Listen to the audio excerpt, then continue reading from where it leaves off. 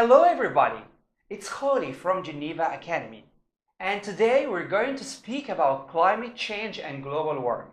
So, Patrick, I've heard you talk a lot about governments controlling the weather, but do you have any proof?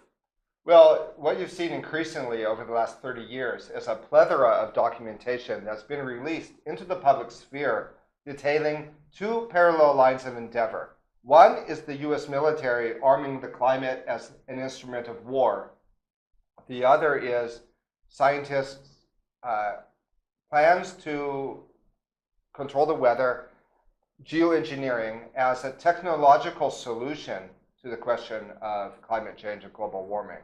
Now, what I propose is that these two lines of endeavors have merged, and they've merged, amongst other things, in terms of how to sell these programs to the public, what we would call psychological operations.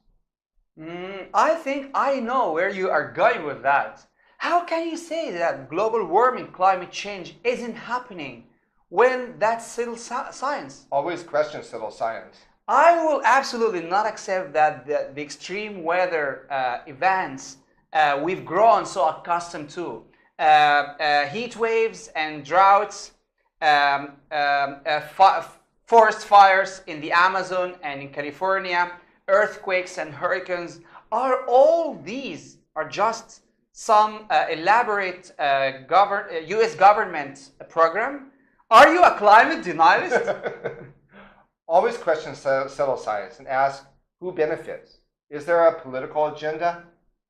Look, the US military has never kept their plans to control the weather a secret.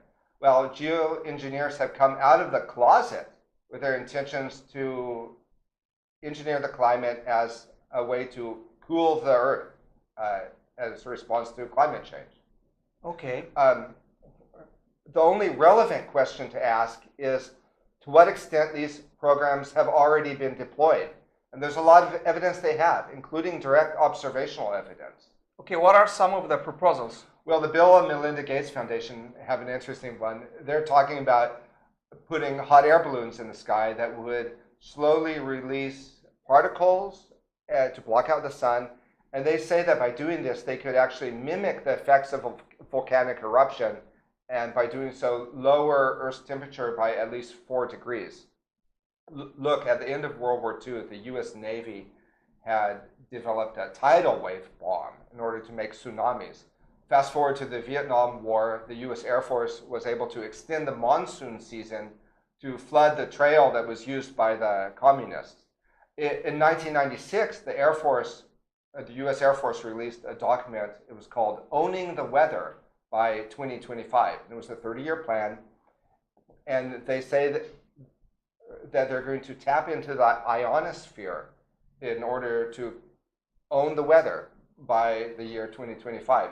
And it's interesting when we talk about the ionosphere, because we have, of course, have the HAARP transmitter up in Alaska, these ionospheric heaters. There's one not too far from where we are now in the north of Peru.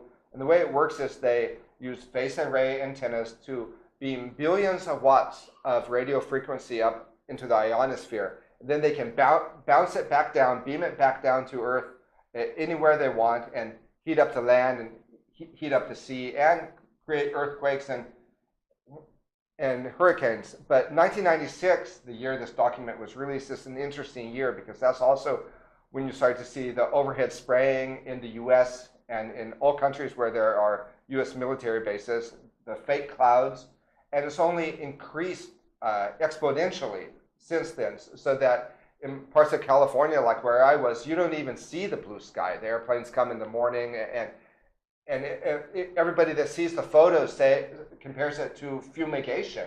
Are these just contrails? Well, that's the official account, although official agencies deny that geoengineering is in course.